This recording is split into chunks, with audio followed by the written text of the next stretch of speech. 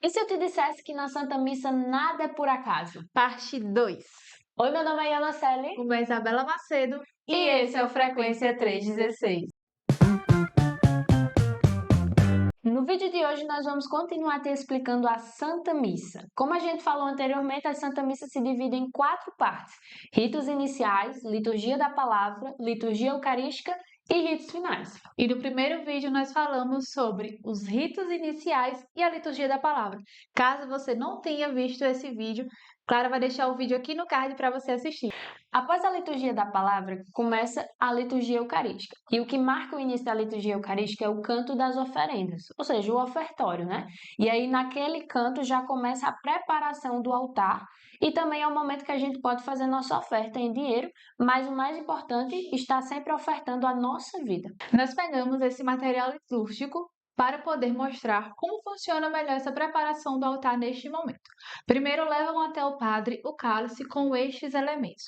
O primeiro a ser posicionado é o corporal.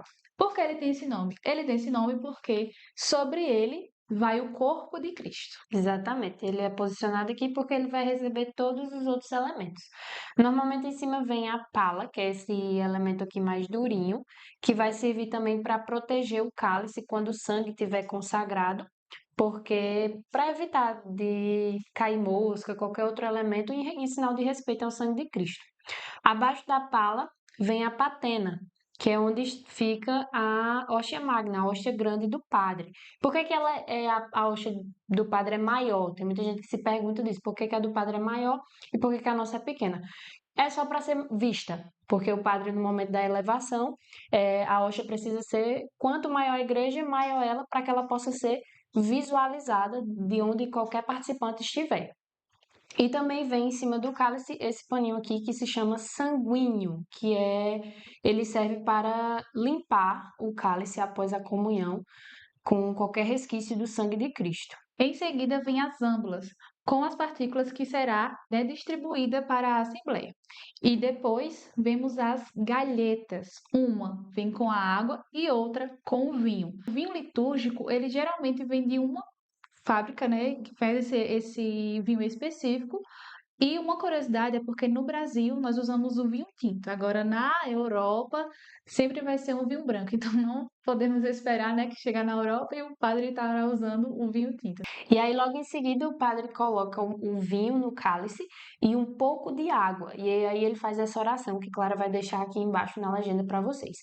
Essa água no vinho, ela representa nós sendo unidos a Cristo. E aí, uma coisa bonita é que quando a gente mistura água no vinho, não se tem mais como ver a água. E isso representa Jesus tomando a nossa humanidade e um simbolismo de que quando a gente se une a Cristo, nada pode mais separar, não tem mais como distinguir eu e Cristo.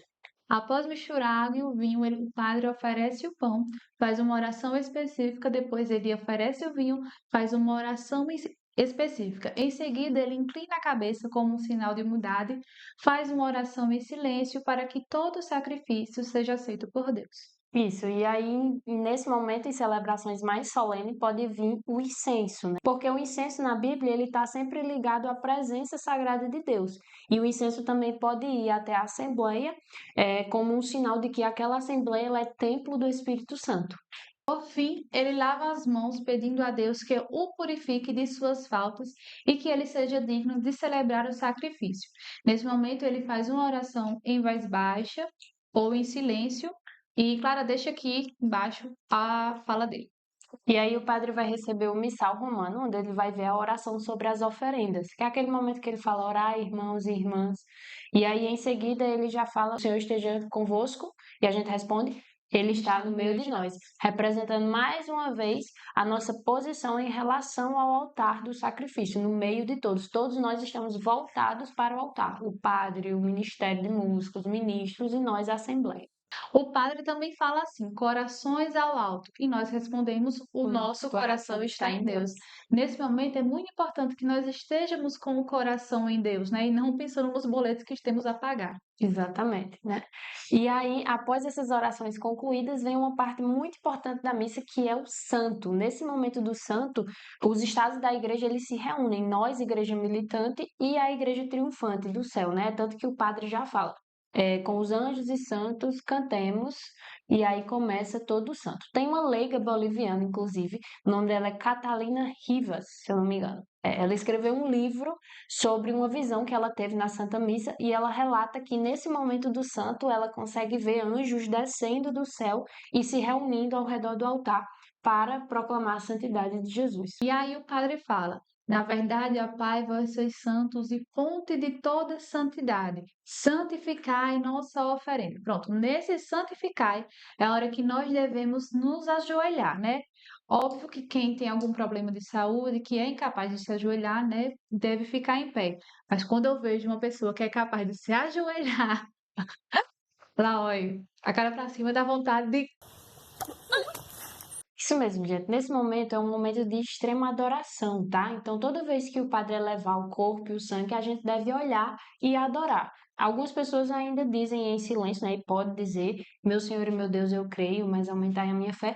Mas é um momento de adoração. A gente deve ficar nesse momento de adoração e só se levantar quando o padre falar, eis o mistério da fé. Temos agora as orações de consagração e louvor a Deus. Nesse momento, nós pedimos ao Espírito Santo para santificar a nossa vida. Lembramos da Igreja Padecente, lembramos dos nossos entes queridos que já faleceram, lembramos dos santos, lembramos da Virgem Maria. Nesse momento, até inclusive, né, quando nós falamos da Virgem Maria, nós fazemos uma pequena reverência para poder lembrar do lugar de Maria no mistério da salvação. Esse momento que Bela mencionou, ele termina com o que a gente chama de doxologia final da oração eucarística, que é aquele momento que o padre fala por Cristo, com Cristo e em Cristo, né? E aí ele reconhece que tudo que a gente ofereceu, o pão, o vinho, a nossa vida, ele está sendo entregue a Deus por meio de Cristo e em comunhão com Cristo. E nesse momento a gente deve dar o nosso amém cantado ou um amém bem forte mesmo, é inclusive conhecido como grande amém, porque esse momento ele reconhece, né? Ele fecha a consagração do pão e do vinho. Para mim, inclusive, esse momento do por Cristo, com Cristo e em Cristo sempre me lembrou daquela cena de Nárnia, quando vai iniciar a guerra, e aí Pedro fala por Nárnia e por Aslan. Eu sei que liturgicamente não tem nada a ver, mas a sensação para mim do momento importante, eu sempre fiz uma ligação. For Narnia and for Começamos assim o rito da comunhão. Começamos com o Pai Nosso. Começamos rezando normalmente, mas quando chegamos na parte do livrai-nos do mal, Here I come. não, gente, nós não rezamos o amém no Pai Nosso da missa.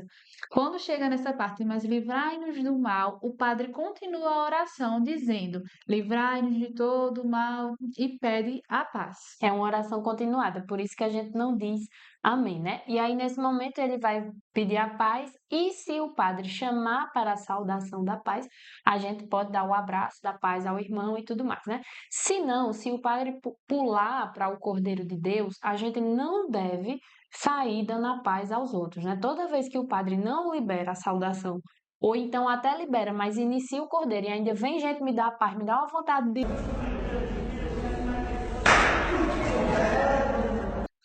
Você tá ouvindo, né? e a pessoa com a mão estendida, o Cordeiro de Deus, que tira. No Cordeiro nós falamos, Cordeiro de Deus que tirais o pecado do mundo e não os pecados do mundo. Nós falamos o pecado justamente para lembrar que Deus não tira apenas casos isolados, mas também a fonte de onde eles brotam, né? Isso também é uma referência que está lá em João 1:29.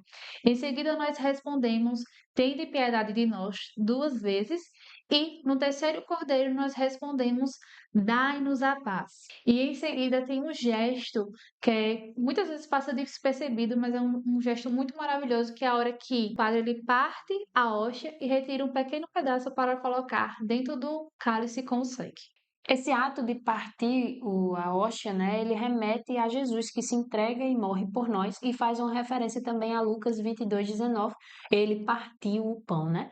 E esse ato de tirar um pedacinho e colocar no sangue é uma forma de mostrar que Jesus não está morto, porque antigamente tinha-se esse entendimento de que se o corpo está separado do sangue, existe morte. E aí quando o padre pega um pedaço da hóstia e coloca no sangue, é uma forma de dizer ele vive, né? Ele não está morto. Logo em seguida, o padre levanta a hóstia, levanta o cálice e faz uma oração que é uma referência que está lá em João 1:29, que é: Eis o Cordeiro de Deus que tira o pecado do mundo. E nós respondemos a referência ao centurião que está lá em Mateus 8:8. Senhor, eu não sou digno que entreis em minha morada, mas dizei uma só palavra e serei salvo. Isso, e aí vem o momento da comunhão, né? Na fila da comunhão, nós devemos evitar brincadeiras, caminhar com respeito, seriamente, porque a gente está indo ao encontro de Jesus, né? E quando chega lá, a gente faz uma reverência em sinal de adoração e o momento da comunhão, de receber o corpo de Cristo. Se for na boca, abre bem a boca, coloca um pouco a língua para fora, e se for na mão, a gente deve fazer como que um trono com as mãos. Por exemplo, eu sou destra. Então, eu coloco a minha mão direita embaixo da esquerda, recebo a hóstia, né? Com a minha mão direita pego e levo até a minha boca. E esse ato ele tem que ser na frente do ministro, né? Ali imediatamente, não pode sair caminhando com a hóstia nem nada, não. Levando Jesus para passear. É, péssimo, gente. Não, tem que ser ali naquele momento. Lembrando também que quando o ministro falar eis o corpo de Cristo, nós devemos responder amém. Após receber a Eucaristia, nós voltamos para o nosso lugar em silêncio, né, em recolhimento. É o momento de conversar com Deus que agora está em nosso coração, né, um momento de intimidade com Ele. Então, evitar conversar, evitar se distrair e ficar em oração até o final da comunhão. Exatamente, até porque tem gente que recebe Jesus e vai conversar com a vizinha, como se nada tivesse E acontecido. até mesmo com a própria hóstia pública. Exatamente. Lembrando que a igreja orienta que a gente faça um pequeno jejum, né, de preparação para receber a comunhão, de pelo menos 1 hora, né? Água e remédio não quebra esse jejum e quem tiver doente ou idosos ou pessoas com necessidades especiais estão dispensadas desse jejum. Após receber a comunhão, não existe um tempo assim para ingerir alimentos, mas é sempre bom a gente ingerir um pouco de água antes, né? E esperar ali uns 10 minutinhos. Essa oração após a comunhão já marca o início dos ritos finais. É quando o padre faz uma oração de ação de graças em gratidão a Deus pelo dom da Eucaristia. Nela agradecemos a Deus por nos alimentar com o corpo e o sangue, refletimos sobre o que vivenciamos e também pedimos a Deus força para viver de acordo com a fé no dia a dia. Exatamente. E aí depois disso pode vir os anúncios ou os avisos, né? E aí vem o momento da bênção final. E é importante ressaltar que na bênção final a gente recebe uma missão, né? A missa ela termina com uma missão, quando o padre fala ide em paz e que o Senhor vos acompanhe, né? Então a gente recebe a missão de aonde a gente for estar com o Senhor, né? E aí a gente responde graças a Deus e se encerra a missa. Mas lembrando que a gente só pode sair, né, do nosso lugar e sair da igreja quando a procissão sair também. E aí, ficou alguma dúvida sobre a Santa Missa? Deixa aqui nos comentários.